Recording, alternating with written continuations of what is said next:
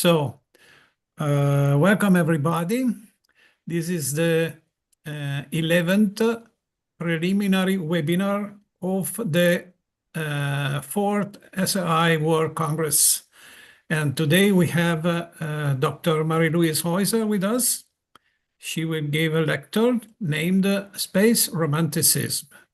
But before doing that, Maria will briefly introduce the webinar and Marie-Luise. Right. Good evening, everyone. Thank you, Adriano. So, to talk about our webinar tonight called Space Romanticism by Dr. Marie-Luise Heuser.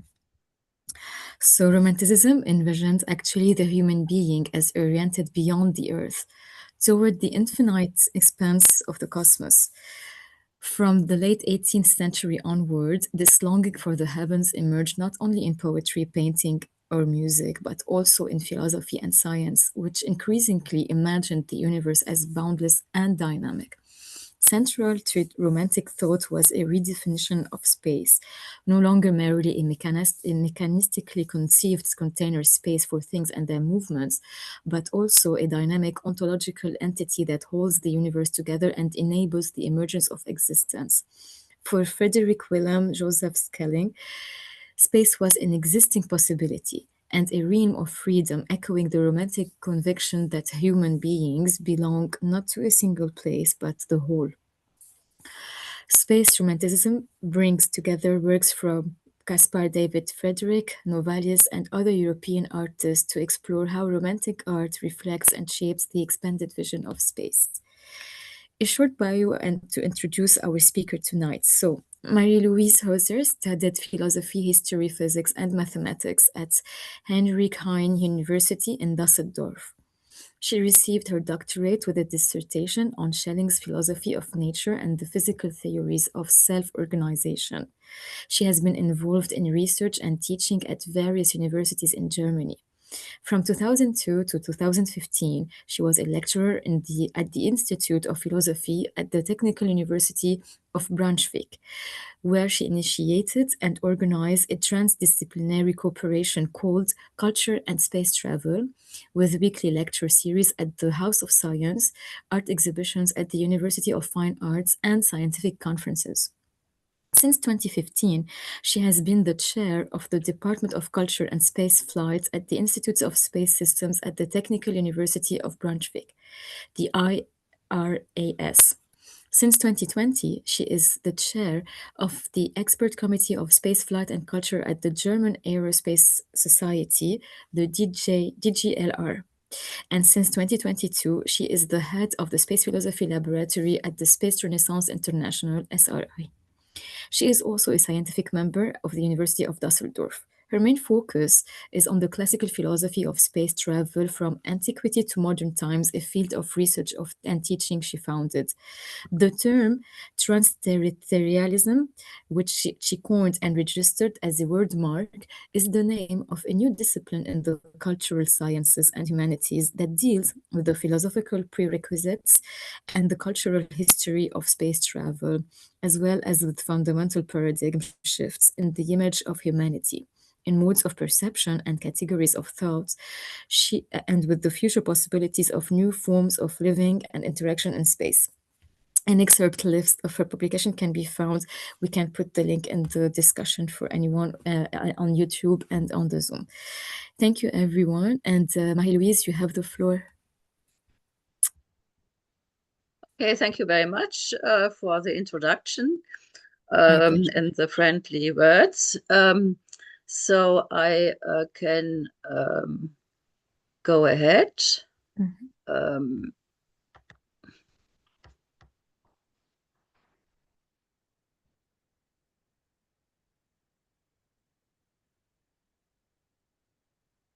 Can you see it?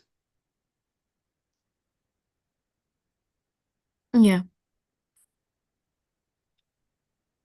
Okay, my topic is space romanticism.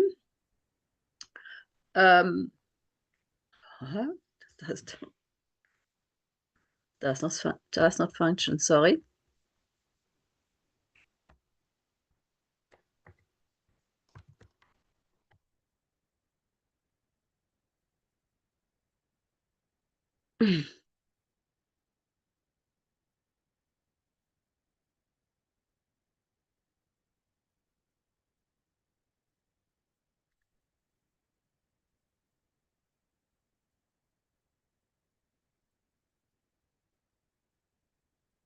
Ah, okay.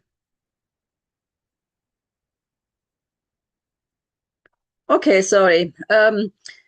Yes, the topic Romanticism is a very broad field with countless facets.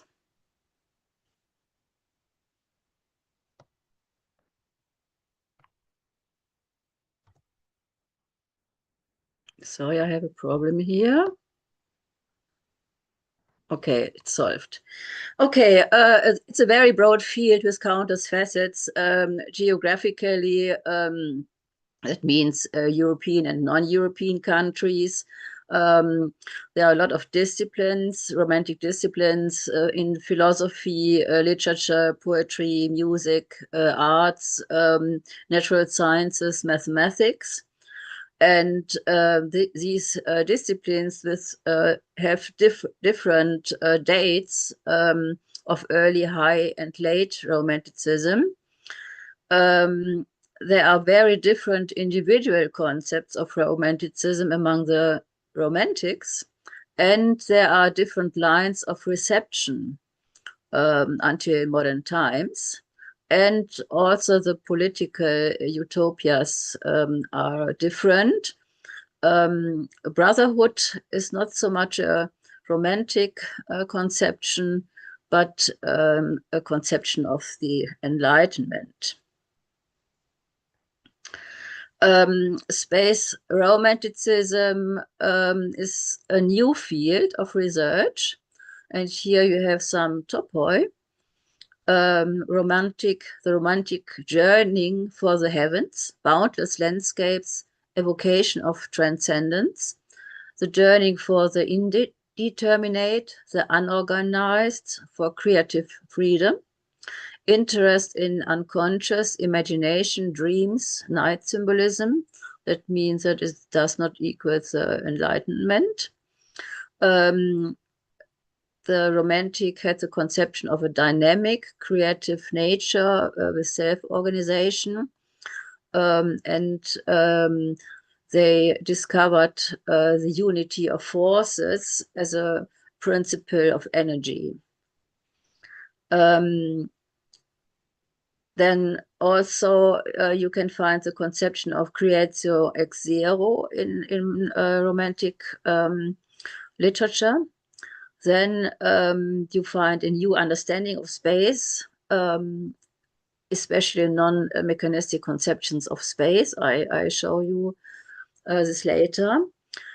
Then really fascinating is that they transcend the perspectival projection and visual space of the Renaissance. They go beyond this conception of they go beyond the space conception of the Renaissance. And I will show you in the last sequence of my lecture the mystery of hyperbola and the romantic origins of modern mathematics. Okay, which leads to Albert Einstein then. Okay, I have 5 chapters. This is chapter 1, the romantic longing for heaven and silence in poetry and art. These are the famous paintings of Caspar David Friedrich, A Woman in the Morning Sun, and The Wanderer Above the Sea of Fog. I concentrate myself now on this painting here, The Wanderer Above the Sea of Fog from 1818. What can you see? You see a view across the earth into the infinite expanse. Objective nature seems to have dissolved and has disappeared into the mist. This is not about the landscape of biological nature.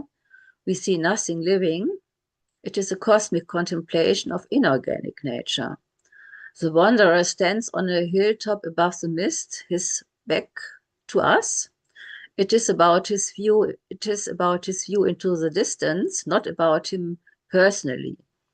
We identify as observers with this expansive vision.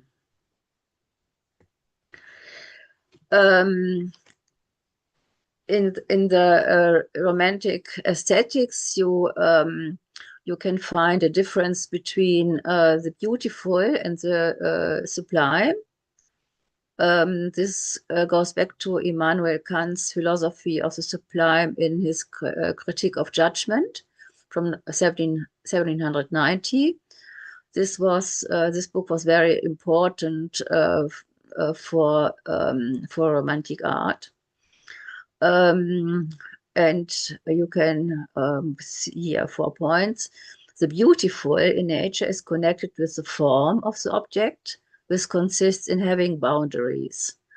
The sublime, on the other hand, is to be found in a formless object, so far as in it or by occasion of it, boundlessness is represented. And yet its totality is also present to thought. This is the text of Kant himself. Then, furthermore, the boundary of what is sensually accessible evokes for us the invisible, the transcendent. Kant, quote, the inadequacy of our capacity for estimating magnitude awakens a sense of a supersensible capacity within us. Now I show you another picture here, the transcendence in nature, also in nature. And there is a difference between classicism and romanticism. In classicism, you also as a model of this classicism, you can see here a painting of Joseph Anton Koch from 1821 and 2. And in this painting, this painting is a symbol of titanic, untouched nature and a glorification of the forces of nature. But in Koch's work, the horizon is very high. The background captures the eye, preventing it from extending beyond the depths of the image. Koch has closed off the composition both to the rear and to the sides. The eye is held by the tower and the tree, which, together with the foreground and background, form an ellipse that is a rounded shape of immanence. I hope you can see it, this ellipse. This confinement of space also corresponds to the content of the image. Here, human activity, like the creation of form, is fulfilled within an enclosed space. I have this interpretation from Hans Weigert from 1963. Then in Romanticism, you have another understanding. Here you see the famous The Monk by Sea of Caspar David Friedrich from 1808 till 10. Friedrich sets the horizon very low. Almost the entire picture is taken up by sky. The beach stretches endlessly like the sea into the depths. Friedrich's theme is the abyss of infinity. He doesn't captivate the viewer with trees, animals, or ships. He offers the eye almost nothing. Below this, he places, as he himself says, a pace setter for the viewer, the figure of a monk, seen from behind. Transcendence, is now no longer, well, transcendence now no longer occurs vertically, but in the depths. The visible itself and the world perceptible from the outside are transcendent into the invisible, or as Schelling would say, into the unthinkable. I hope you can understand this. Also the transcendence is now no longer going vertical into the sky, but in the depths. As the visible itself and the world perceptible from the outside are transcended into the invisible. This is a very important point.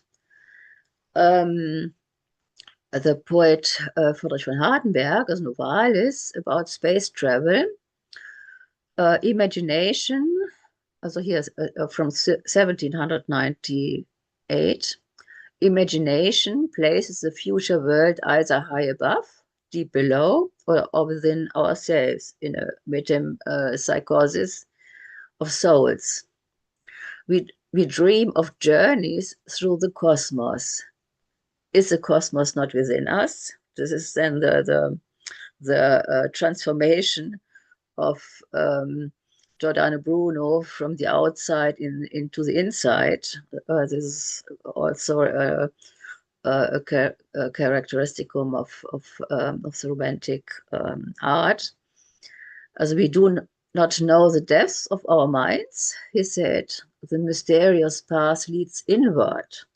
Within us or nowhere is eternity with its worlds past and future. And then he said, the outer world is the world of shadows. It casts its shadow into the realm of light. Right now, it certainly seems so dark, lonely, and formless inside, but how completely different it will seem to us when this eclipse is over and the shadow body has moved on. We will enjoy life more than ever before, for our minds have been robbed. I think Giacomo Leopardi had same ideas. I will not quote the whole poem, but only this red marked sentence. He said, I frame within my thoughts limitless spaces beyond that hedge, and superhuman silences and deepest quiet. Also, he is also interested in this limitless spaces beyond that, and superhuman silences and deepest quiet, but also in his own soul. Okay. I think a first result for space advocacy is perhaps space travel will bring us closer to contemplation and spirituality once again. When all the noise, the hustle and bustle, the intrusions and overreach here on Earth are replaced by a peaceful silence in space, we will surely learn more about our existence in this universe and come closer to what the Romantics longed for, a new unity of humanity and the cosmos. I come now to chapter 2, Romantic philosophy. This is only a very short chapter because I am concentrating on space in art and mathematics. I will concentrate on two quotes, one quote of Schelling and one summarized. This is I think the main concept of Schelling, that natural history, as nature and cosmic humanism, natural history is a process of self-liberation. As evolution, natural history is a process of self-liberation, until man detaches himself from the earth and becomes a cosmic citizen of the world. Also he knows that we are products of biological nature, and he reflected the whole history of the universe, from the beginning of the universe until his time. And okay, I can only summarize this idea. Then this is Schelling space ethics. I will also not, okay. We must, of course, assume that the Earth is the origin of human beings. Why? We do not know. It is connected with circumstances that we cannot overlook. But man is not specifically a product of the Earth. He is a product of the entire process, not the Earth alone, but the whole universe is involved. And if he originates from the Earth, he is not exclusively for it, but for all the stars. If he appears as a local being, he is not originally so. He has been localized. How? That must become clear later. He is, as I have said, a universal being and should. This is the ethics. He should, therefore, not remain at a particular point, but dwell in the whole. Our dwelling place is in heaven, that is in the universe, free from the shackles of the concrete. I come now to chapter 3, the rebellion against mechanistic, deterministic views of nature. The rebellion, I think the European Romanticism and also in the USA is defined by a rebellion against mechanistic worldview. And you have here three parts of this worldview as symbols. As a symbol, you can see the Palace of Versailles here from I think this is a painting of 1682. No, sorry, it was built up and was finished. The building was finished in 1682. Then you have La Métrie with his machine. Okay. Then the Laplacian daemon in his book Essai philosophique sur les probabilités von 1814. And this Laplacian daemon is able, also it's a thought experiment. This Laplacian daemon has a capacity to calculate the whole movement of objects in the universe if place and velocity is known. This is a Laplacian daemon. Also, the result is that you have then a completely deterministic and predictable universe. Also, is freedom possible then in a deterministic world? This is a central question then in philosophy, since I think since the 17th century, as René Descartes divided the res extensa and the res cogitans, also the nature and our subject. And there, the result is a contradiction, because if nature is deterministic, how it could be possible that persons have a creative freedom in such a deterministic world? And this is German. Kant had criticized this in his critique of judgment, and he said that there is no Newton of a grass, also of a biological organism.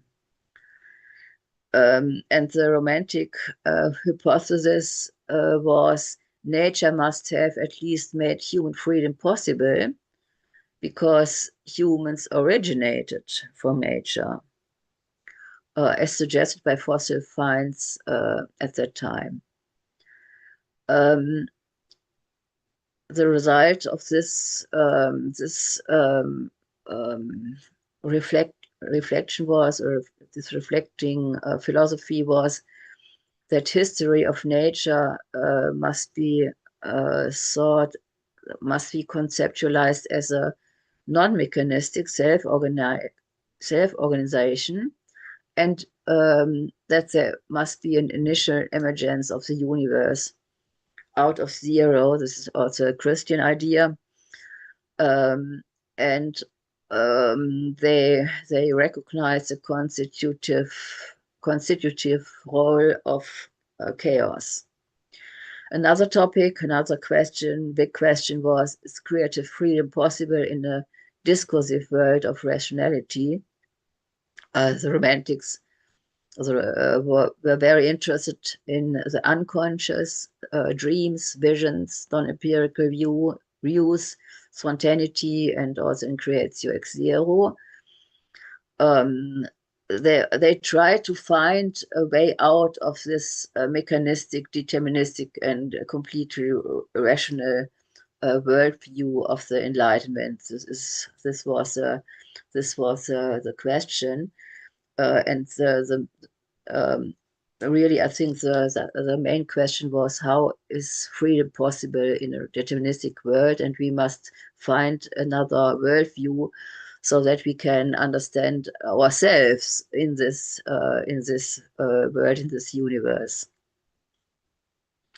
Okay, here you have one answer, one rebellion in French Romanticism, the uncontrollability of nature, von Theodore Géricault.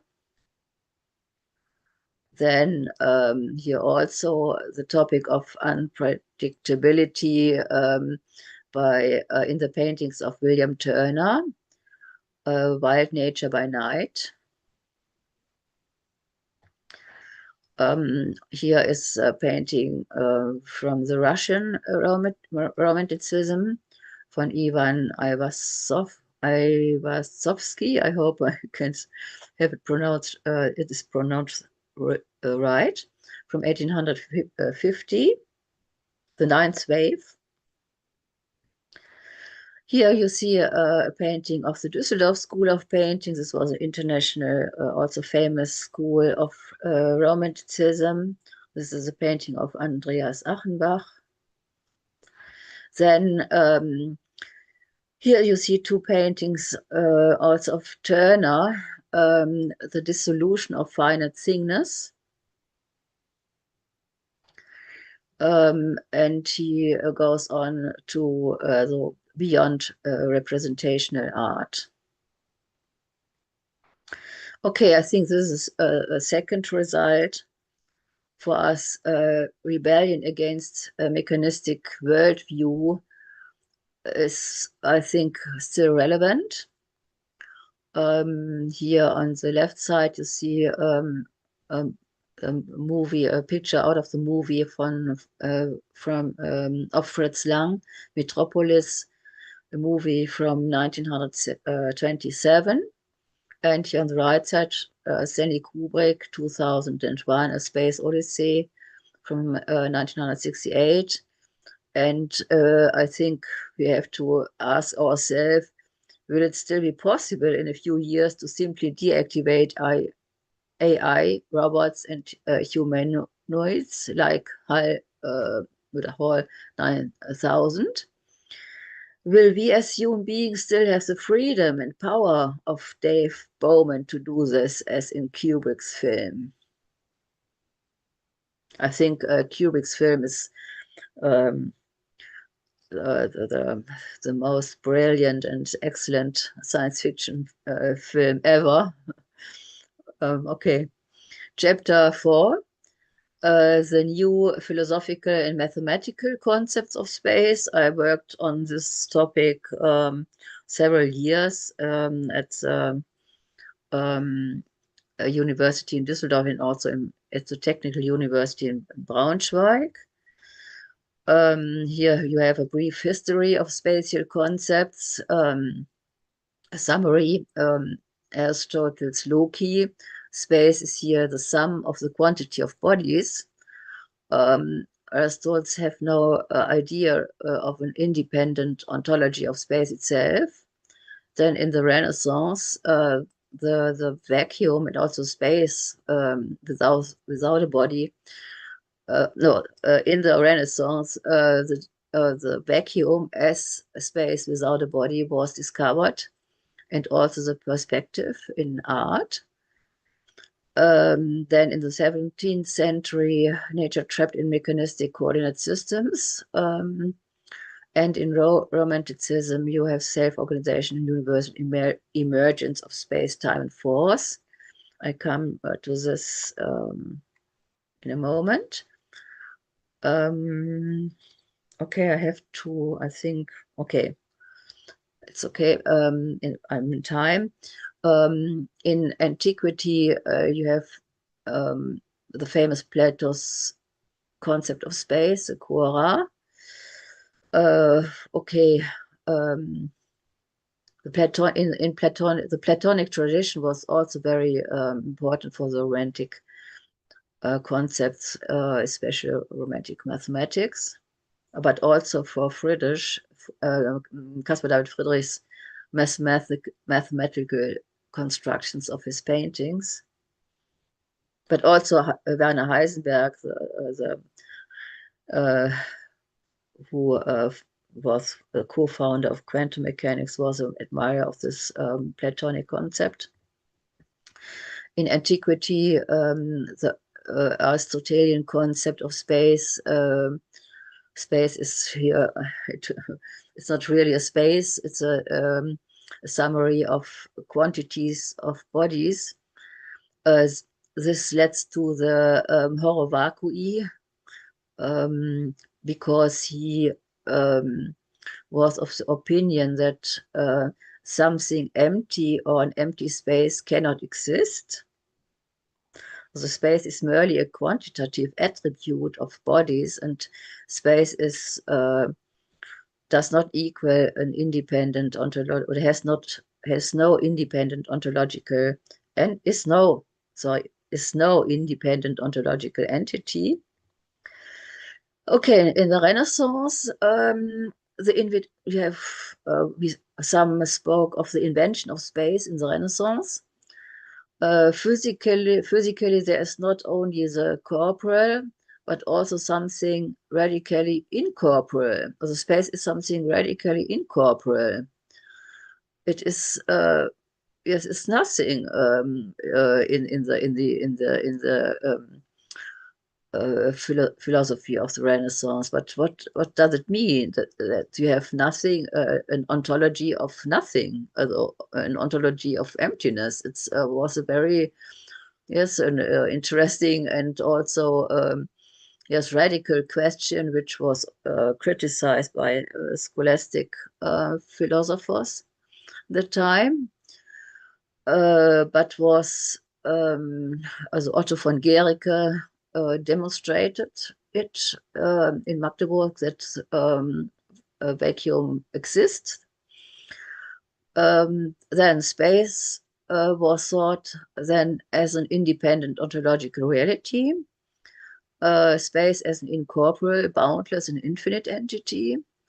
This was the conception, especially of Giordano Bruno.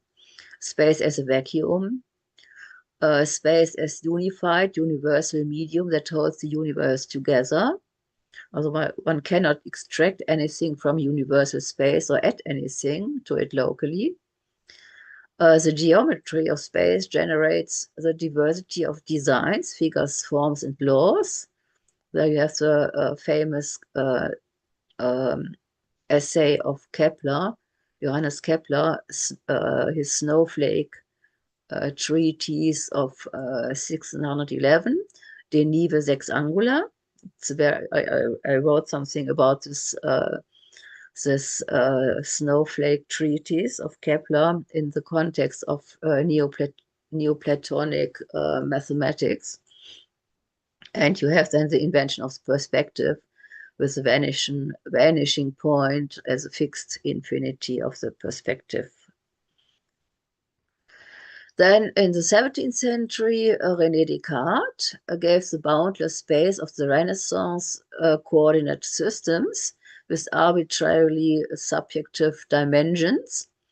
The grid space was imposed on natural objects as if from the outside, also extrinsically, like a net.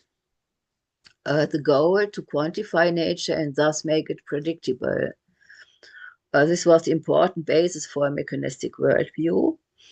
And the infinitesimal calculus, which was then added by Newton and by Leibniz, was then the foundation of mechanistic physics. In contrast, Romanticism sought intrinsic, non-mechanistic, self-organizing principles of nature, and they thought that the mechanistic understanding of nature was recognized. Also, the mechanistic understanding of nature was recognized as insufficient. Then in Romanticism, you have the new mathematics on the basis of self-organization and initial emergence theories of space, time, and force. They created new, very new mathematics concepts, and I think this was the starting point for modern mathematics in 19th century. First, also here I have here 5 revolutionary new concepts in mathematics: 4 spaces, also vector spaces, with Justus and Hermann Grassmann as they invented this new mathematics of vector spaces. Then Bernhard Riemann conceptualized or invented the dynamization of the metric of spaces, as a non-Euclidean manifolds, and he showed that there are rigid metrics of space are no longer the only form of geometrical metrics. And this was the basis of Albert Einstein's general theory of relativity.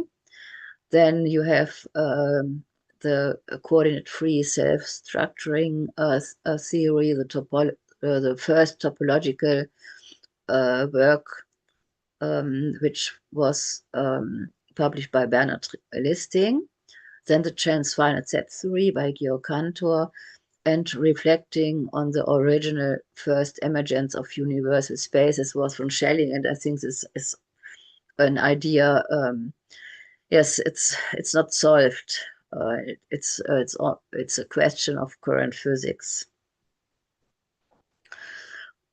Here you have a summary of this development of mathematical or geometrical concepts from Euclidean geometry to topology.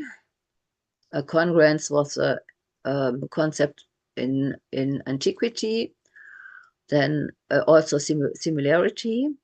Then affine mappings and projective mappings were then invented, especially in the Renaissance. And here the last mapping, the topological mapping, was founded in the context of Romantic philosophy.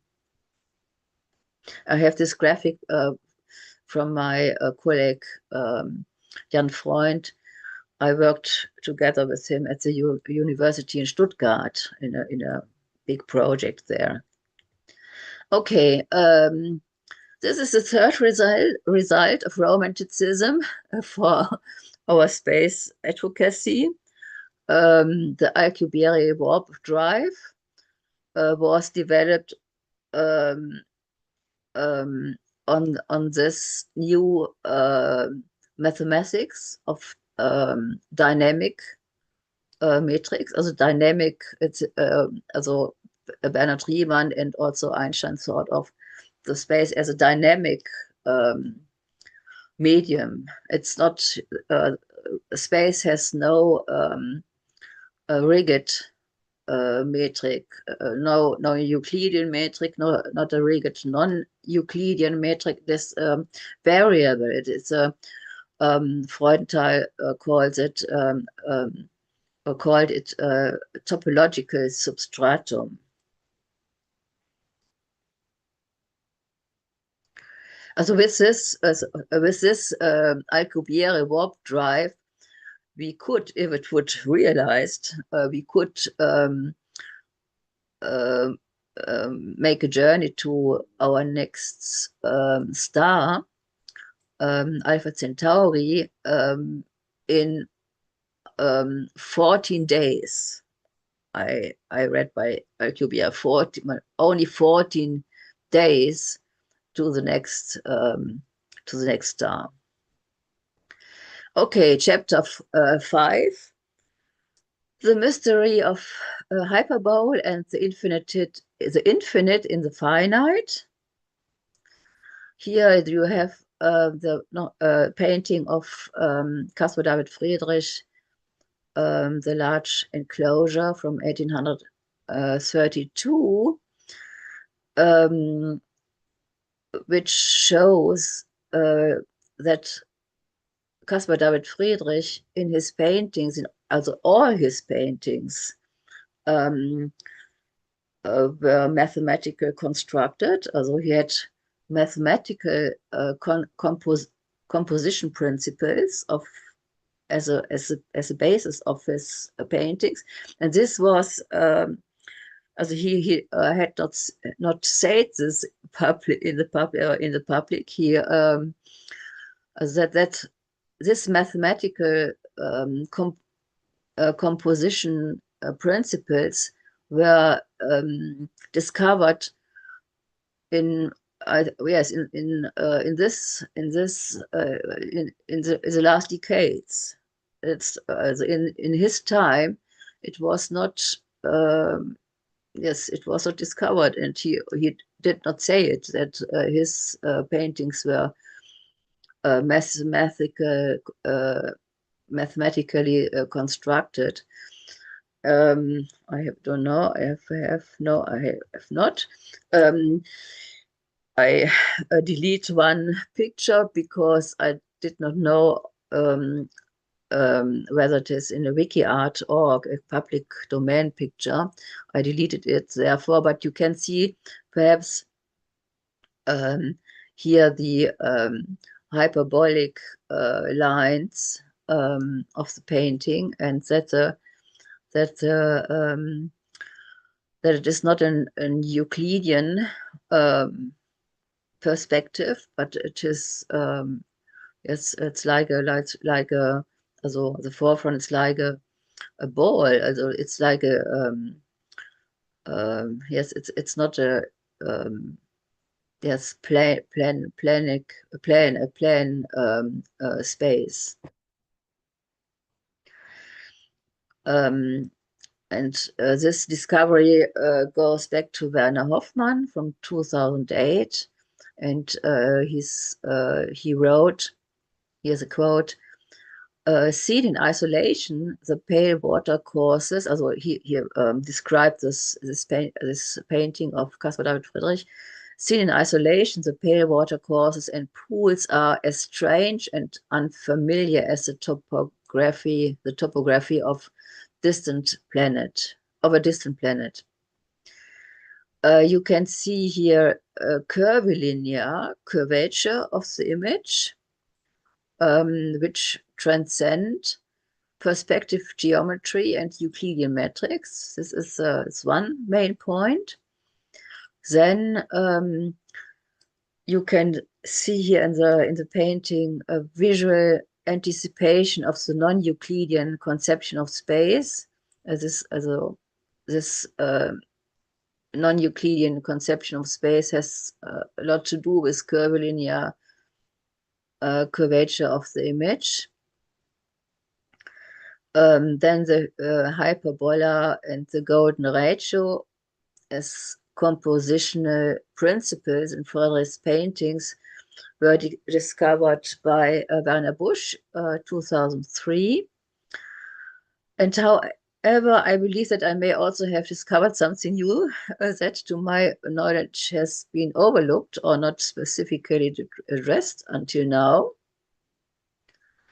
The infinite in the finite, the mystery of the hyperbola, from a projective geometry, from the higher projective geometry we know, the parabola can be understood as an ellipse touching a line at infinity. Touching a line at infinity. Marie-Louise, we weren't able to hear your last sentence. If you can repeat it, please. Okay. Thank you. I think this is something new I discovered. I can bring it into the discussion about these paintings of Caspar Friedrich. The infinite in the finite, the mystery of the hyperbola. From projective geometry, we know the parabola can be understood as an ellipse touching a line at infinity. The hyperbola can be understood as an ellipse passing through infinity.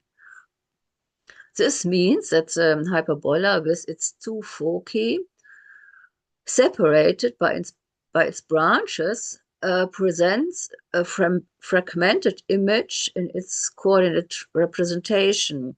It appears as if the branches are eternally diverging, only approaching the common axis symptotically at infinity.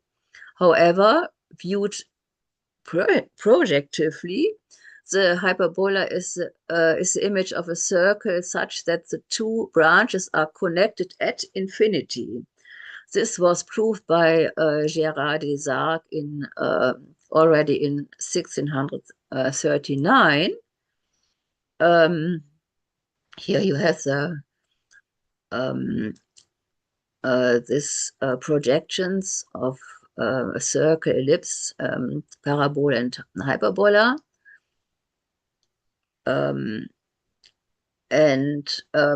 I have here a nice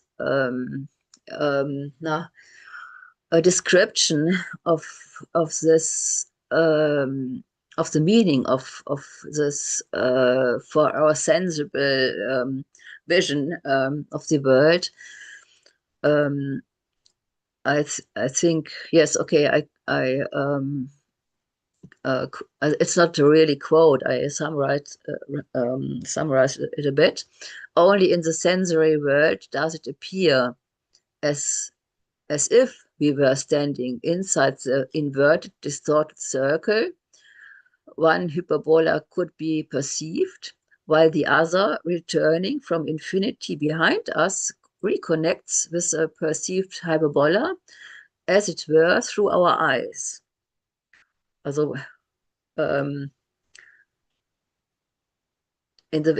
okay, I cannot show it. Sorry. The hyperbola thus breaks down in perception into two parts, a real and an unreal one, a material and an immaterial one, both infinitely large and connected by infinity. Also, I am working on this topic in relation to the paintings of Caspar Friedrich. It's a current project, and I try to simplify this and to show how this infinite in the finite, This is a mathematical concept, and this was reflected by Caspar David Friedrich, because he was so fascinated by this hyperbola, and all his paintings are, you can see in all paintings this hyperbola, and also the divine, the golden proportion.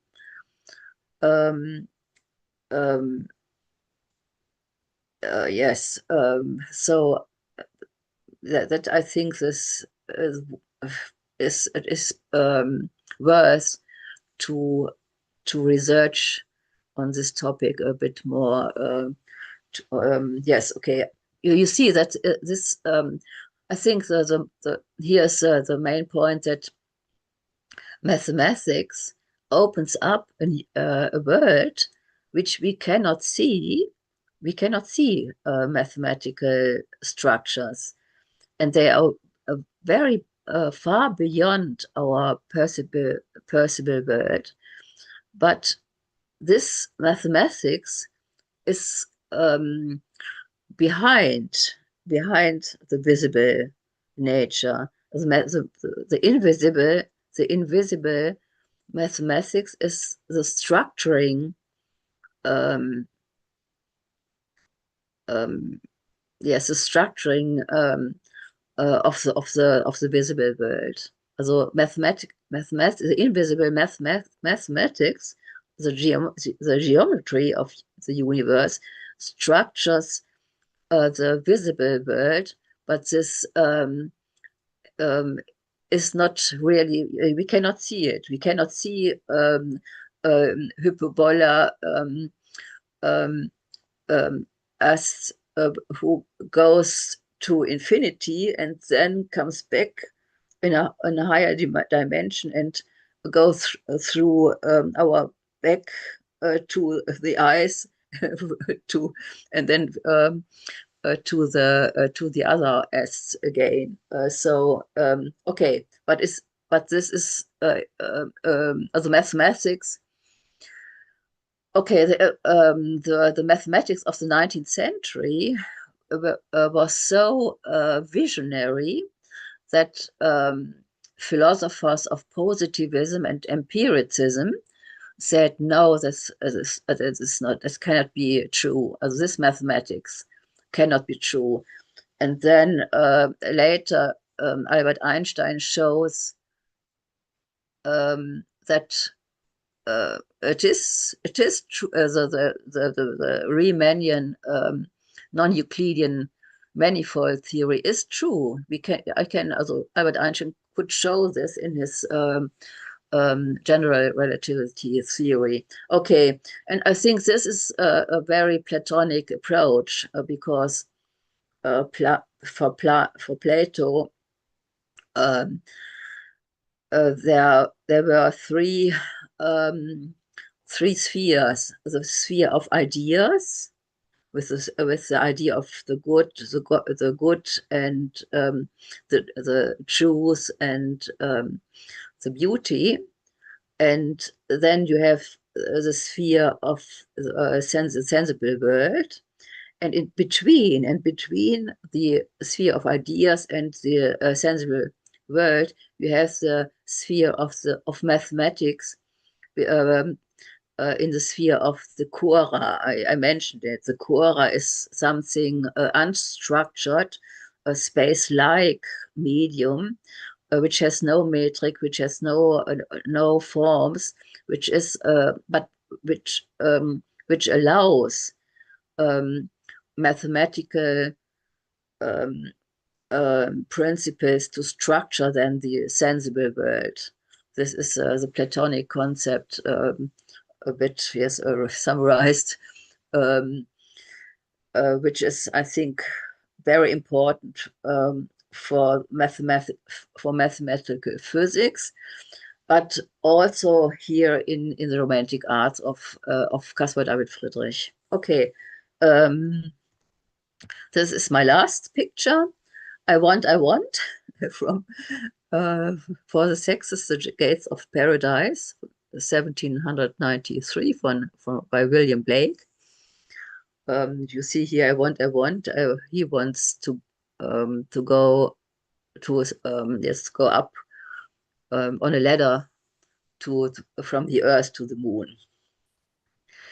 Okay, my publications on the topic of philosophy of mathematics and Romanticism. This was several, also I think 10 years I worked on the topic of Romanticism and mathematics, and the publications you can see here on Wikipedia. Thank you very much for your attention, and I hope you could understand my English.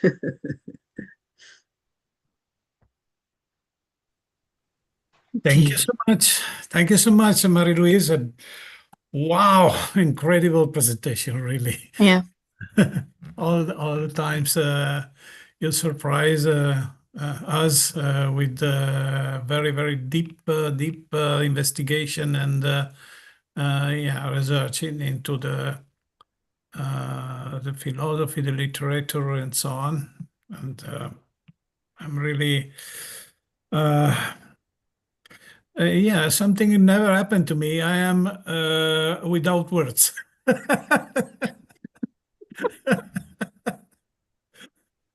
Well, thank you very much for this appreciation. Thank you.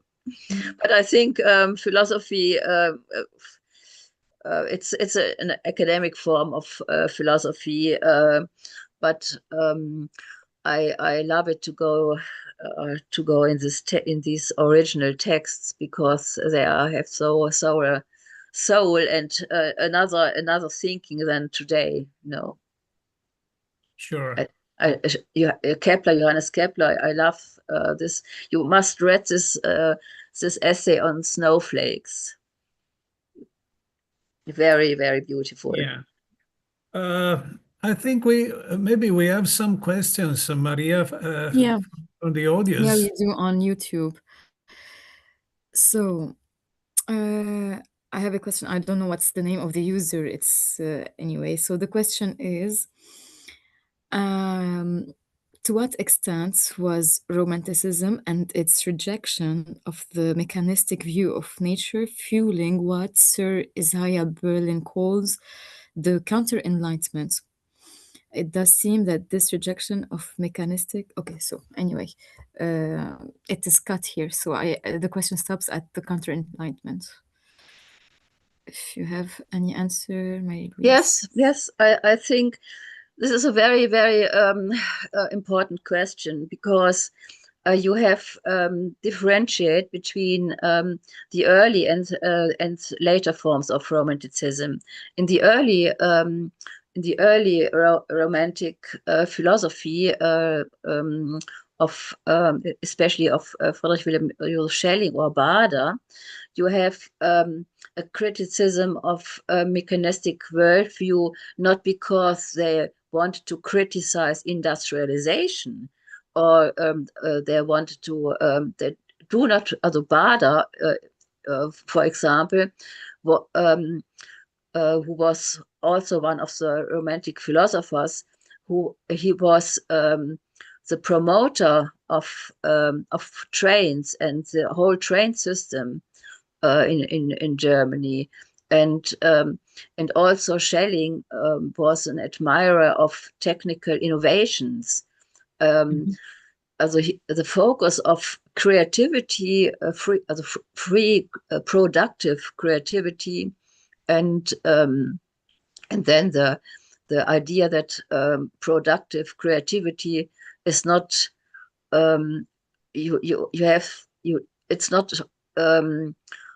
able only in a conscious way. You have to go deeper in unconscious, also in between of conscious and unconscious spheres, to develop new ideas, and also he was of the opinion that this creativity and this freedom of productive innovations is not possible in deterministic mechanistic worldview. Also he saw their contradiction between the theory of nature, the mechanistic deterministic theory of nature, and the theory of free persons, which I show. But he was never he never criticized industrialization. But in later forms of Romanticism, they referred to biological nature. It was a living philosophy, also a philosophy of living systems, and there was the opinion that we as humans have to integrate in a self-reproducing nature. We have to reduce us. We have to, yes. I think this was a very conservative. This second version of Romanticism is a very conservative form of philosophy, which was not the is not the one which is interested. I'm not interested so much in this second form of Romanticism, which lets to National Socialism, then in the consequence. But I'm interested in this early Romanticism of Schelling and Fichte and Friedrich Novalis and so on. Shelley in England, Shelley is also very or Leopardo, Giacomo Leopardi in Italy and so on. Yeah, Giacomo Leopardi, I think, is a good, very good character in the Romanticism, because Leopardi was also a philosopher, not only a poet, and he wrote in his big book called Le Operette Morali, is the moral small operas. He wrote a dialogue between the sun and the hours, where he writes about the planets of the solar system, and that when they will see Earth with houses and people, also the other planets will want houses and people like the Earth. And yeah, it's a very, very interesting futuristic projection by Leopardi into the dimension of the solar system. And it's clear that Leopardi didn't think about Earth as something separated by the rest of the universe. Leopardi saw our world, our planet, just like one of the planets. And in the poem that you mentioned in your presentation, that's called L'Infinito, it gives exactly the sensation of how he perceives the space, the universe around our world and so on. So it's yeah, it's very, very deep and stimulating deep reflections, I mean. And yes, yeah. yes, I love Giacomo Leopardi, and he is also yes important here in the German tradition. Also Leopardi was translated by Rainer Maria Rilke, and Yeah. Rainer Maria Rilke was the famous yes he also a poetry person of the early 20th century. Yeah, yeah. And other similarities that I come to my mind listening to your presentation are two things. One is Pirsig, Robert Pirsig. He is an American anthropologist. Well, it's more than that, because he was a software guy too. He was a software programmer, but he also was graduated in Bangalore in India, because he wanted to have another point of view, not only the Western point of view, but also the Eastern point of view. So he went to take a graduation in India. And however, he was talking about the transition from the Romantic world to the industrial world. He make exactly this distinction, saying that the artisan production before the industrial serialized production was a romantic mode of No, living. it's not Yeah. right. No, he says so. Okay, he writes that. Maybe he's not right, but okay. However, he makes a lot of interesting reflection from the point of view of the quality. He wrote the metaphysics of quality, MOQ, and for sure, I found some interesting points in that theory that he develops, because it is true that let me say, the mechanic way of production, serialized, took away some kind of the soul of the objects that that artisan, when the artisan produced the objects, they were made by the hands, was made by the persons, while the industrial production is made by machines, and it is you know, a lot of things cloned one each other. You know, is all similar. And also, I had to think about the transition from the mechanics age to the electronic age. The electronic age introduces a very bigger freedom, let me say, because if you think the difference, okay, a mechanic machine, for instance, made with what is called a cam tree, with several mechanical contacts that rotating produces a cycle, you know, a cycle of like in the car engine, for instance, but also in other. You can have a tree with many cams producing some kind of cycle, closing some contacts and producing some. But you have a finite number of contacts. If you put a microchip, a computer, you have infinite graduations. Not infinite, but a lot of graduations. So you can build recipes for automation, I'm talking, that are very much more realistic. I mean, close to the natural environment, because you can have as the difference that you show between the orthogonal design and the topographic design. Of course, the topographic design follow the natural shapes, while the orthographic design is a representation, a schematic representation of the reality. So we can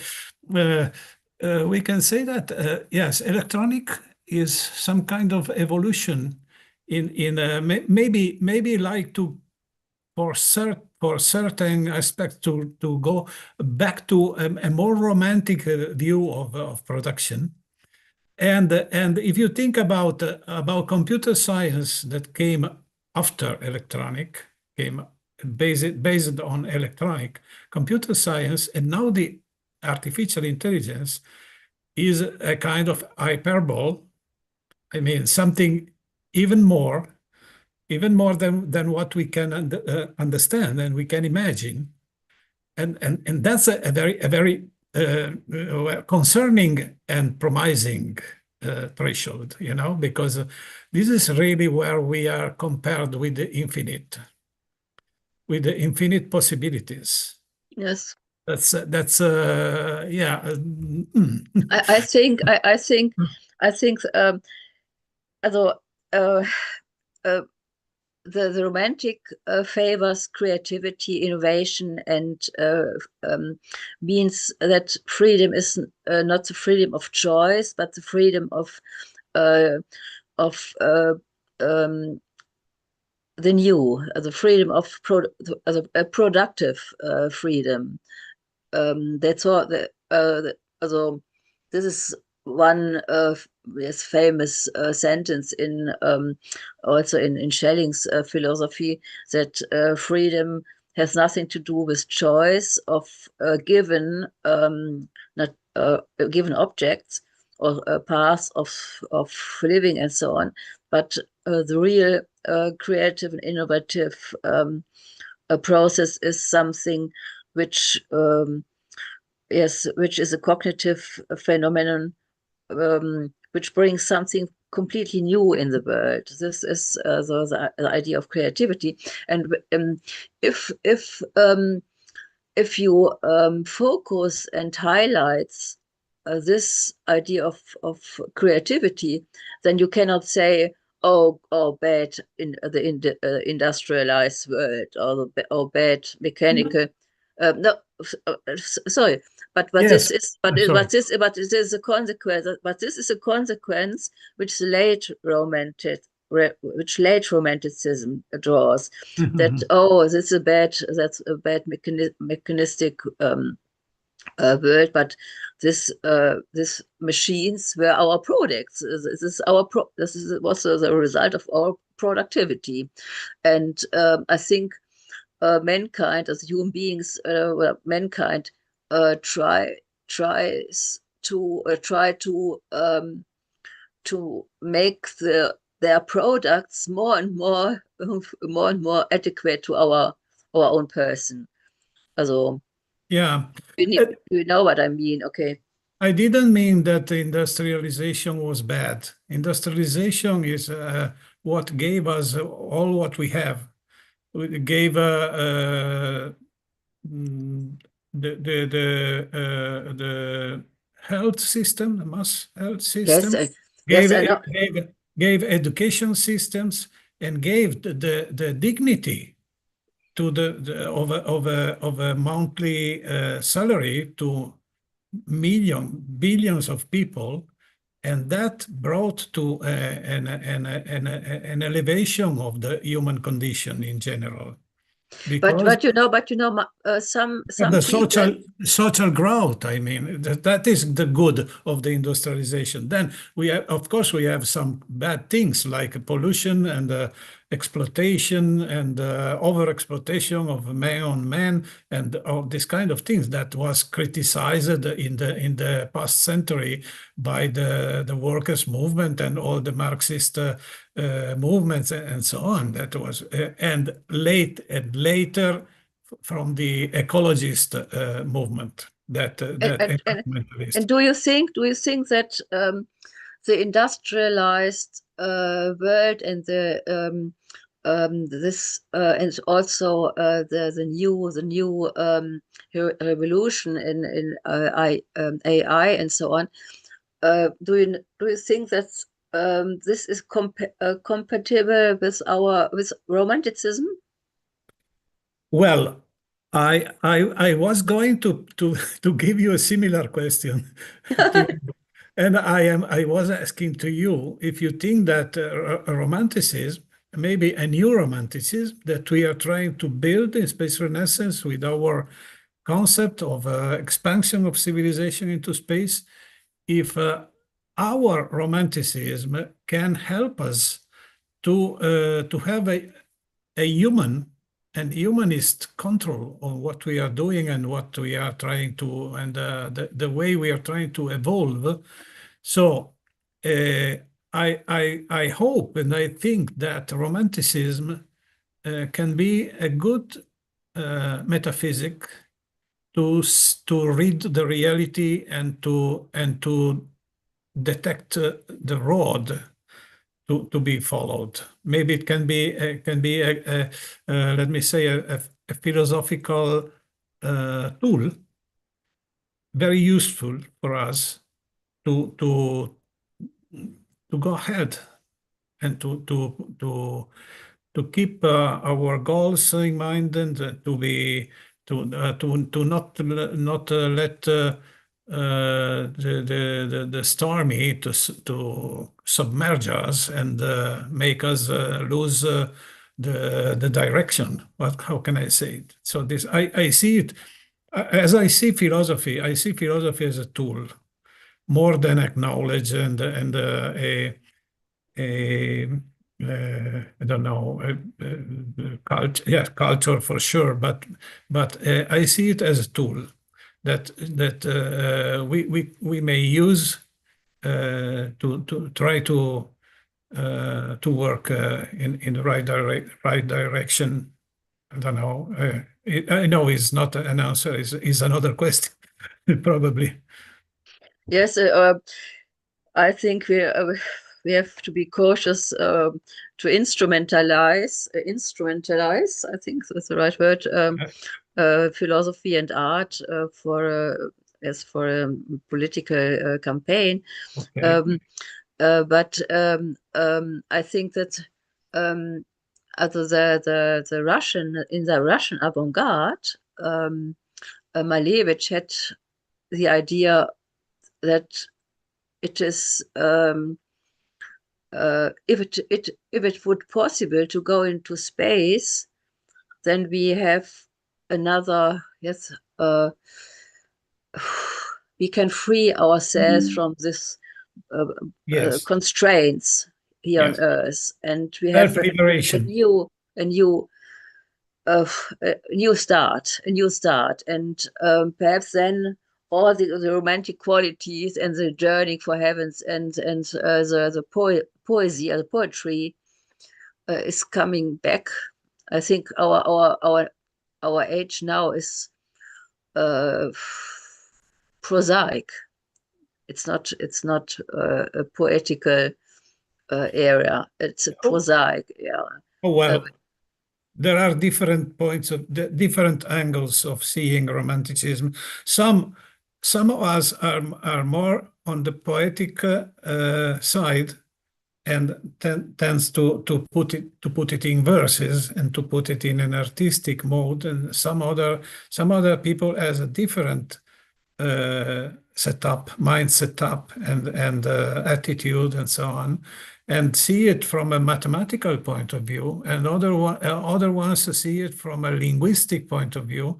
And yeah, I think you know about the Gartner classification of the different intelligences types, and also we have Steve Wolf, and it's our friend alive, that wrote the beautiful book called The Obligation, where he identifies 7 different attitudes. He say there are explorers, there are settlers, there are designers, there are innovators, so all different points of view.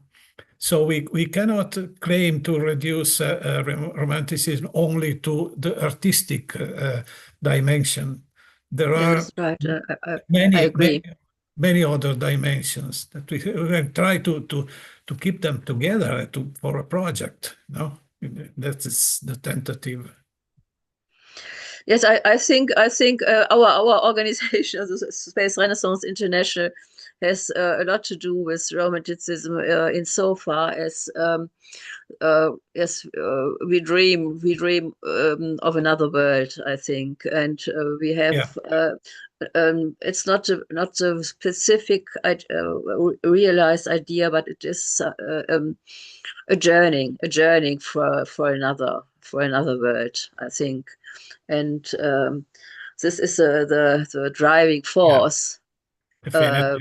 Not only resources and the material aspects, which are also very important, clearly, but I think the driving force is something which goes beyond this materialistic view of space flight. Yes. I think you agree with me.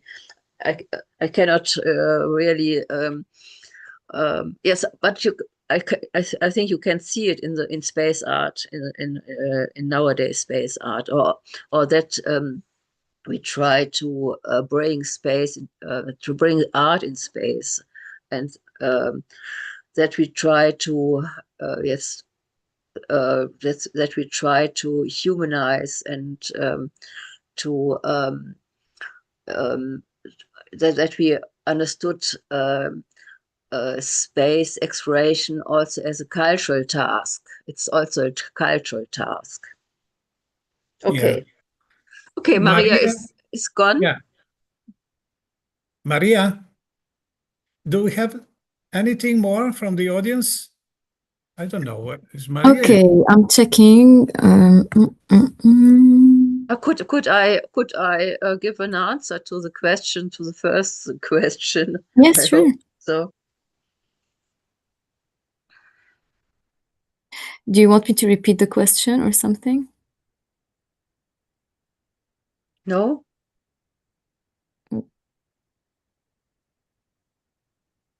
Okay. Okay, one second. I'm rechecking the You have Dinis. chat. To what extent?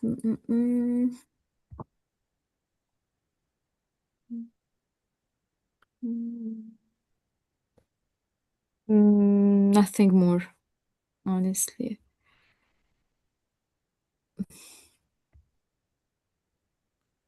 No, I think there are some comments, but not questions. Yeah, just comments, right? I think they were answering while she was. While Can you Marie-Luise give was a comment? Can you give a comment? I cannot read it here. Oh, okay. I'll read it for It's you. in the chat. No. Yeah, in the chat of YouTube, not here. Okay, no, I cannot see So it. we have someone saying, many thanks, cool lecture. Someone else saying, images of the Mandelbrot set exhibit an infinitely complicated boundary that reveals progressively ever fine and recursive detail at increasing magnifications. All right. Oh, can I, sorry, can I read this comments then also on YouTube? Or yes, I think so. Yes, you can. Yes, of course, you have Oh, yeah, access. it's okay. If I can read it, I can read later. Okay. And we have someone else saying that the word romanticism is a term that may need a definition adjustment. Okay. And other people just feel saying interesting session. They are congratulating you. Do you want to put up the details for the next session? Interesting session. Bon. Overall, that's it actually for me. I don't know, Adriano, if you want to add something also other than this. Yes, I just want to say that the next webinar will be the 17th of February, and we will have Alberto Cavallo talking about data centers in space, an update. So we have somehow we have raised this issue of putting data centers in space a couple of years ago. Now everybody wants to make data centers in space, so we just want to make some more considerations about that, and Alberto will give it. And yeah, so we are waiting for all of you next 17th of February with Alberto Cavallo, the Center in Space. Yeah. Yes, thank you for the discussion. And thank you very much, Marie-Luise. It was really, as always, when you give your presentations, very, very interesting and stimulating. And I think we should have more of these sessions. And, thank you. Yeah, I hope we keep on working always better because during the time we learn something, and even how to interact and how to work together. And so thank you very much for what you do, Marie-Luise, for Space Renaissance, for Space Renaissance. And let's go ahead. Okay. Thank you so much, Marie-Luise. It was very enriching. So super amazing lecture. Thank you. Okay, so good night to everybody. Good night, everyone, See you and next see you time. next time.